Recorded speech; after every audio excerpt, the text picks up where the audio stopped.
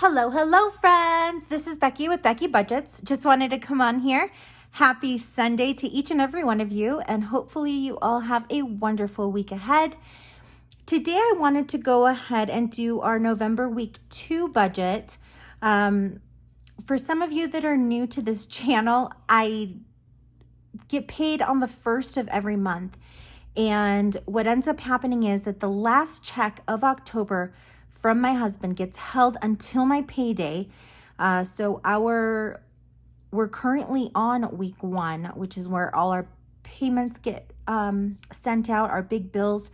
And on Thursday, which is the 3rd, we'll go ahead and get my husband week 2 of November paycheck. So the budget that we did last week is still incomplete. The only place that this really affects from one week to another is that variable expense. We both have variable income, and his has come through, my dad's has come through, but I'm still waiting on what my paycheck is going to look like. Therefore, from week 1 to week 2,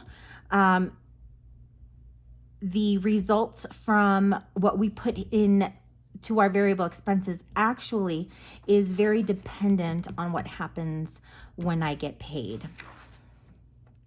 That being said, I do feel very comfortable when I have a budget already in place.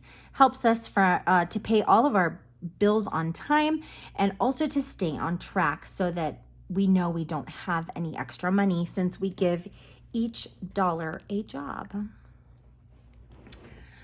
So this week we're going to go ahead and do our week 2, which is our November 3rd check.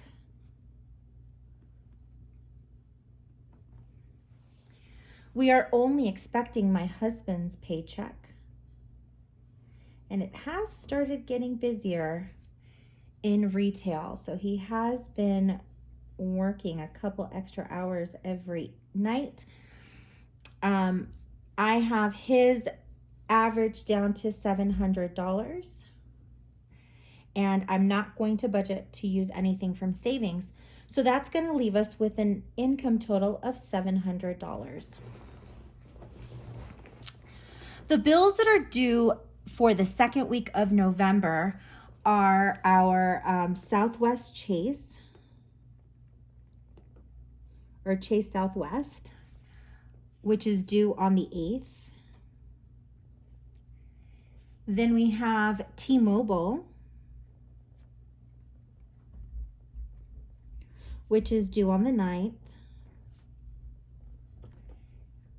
And we have the Freedom, which is the Chase Freedom credit card. And that one is due on the 12th. And those are the 3 bills that are going to be due this week. Southwest is at a minimum of $158. T-Mobile is at $100. And the Chase Freedom is currently at $119. When we add those 3 values together, that gives us, I don't know why it gave me decimals. Let's do that one more time. Gives us a total of $377. And when I take that from our income, that's going to leave us with a leftover of $323. Let me pull that value down. As far as our variable envelopes go, I'm going to go ahead and plan on putting $100 towards food, since that is our main priority.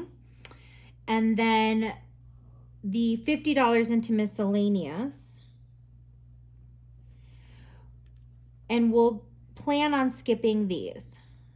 Now, as I said, this is very likely to change depending on how much we're able to fill week 1. So I'm staying pretty conservative here. That total is going to be $150. And when we take $150 away from the $323, That's going to leave us a total of $173. Pulling that value up, we are going to go ahead and plan on filling our sinking funds. So medical is going to go ahead and get its weekly $25. Vet, car maintenance, household, and gifts will get $15 each. Vacation gets $5. Car registration and renter's insurance both get $3 a piece. And then I put $4 towards emergency to round all of that up to $100. When I take the $100 away from our leftover, that's going to leave us with $73. As always, I like to do these two sections out of order. So I'm going to go ahead and put a spot for Snowball. But then I'm going to jump down to the extra savings and write in my husband's 52-week number 2 and a spot for my 20-pound challenge. This one has not gone away yet. I am about 3 pounds away from hitting my goal, so hopefully soon enough we'll be able to get there. Based on the weeks of the year, we are going to be on week 44 for the second week of November. So that's going to go ahead and go there. And knowing, let's see, I never put anything towards my 20-pound challenge since I do that at the end of the week. So knowing that our 52-week challenge is going to be week 44, when I take 44 away from the 73, that's going to leave us with $29 that are going into our Snowball. When I pull down the $29, that's going to leave us the 44 that we need in order to get to our zero-based budget. As always, my friends, let's go ahead and check my math. So we have an income of $700 minus $377 minus $150 minus $100 minus the $29 going into extra savings, and I forgot to put a 44 there, minus the 44 going into our 52-week challenge. And that, my friends, gets us to a zero-based budget.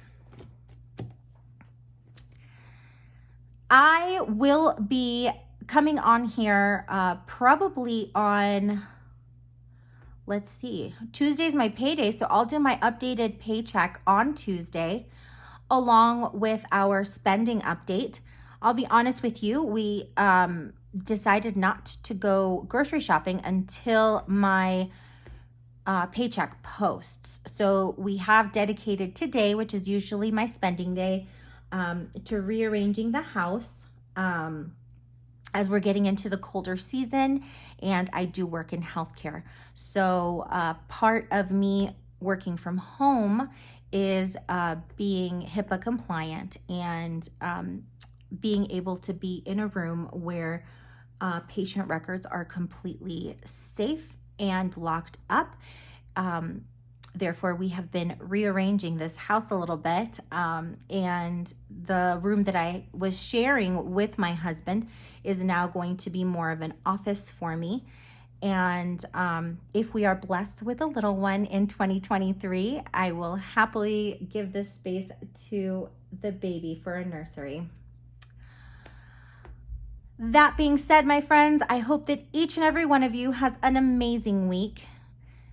Take care, and I will see you all soon. Bye, friends.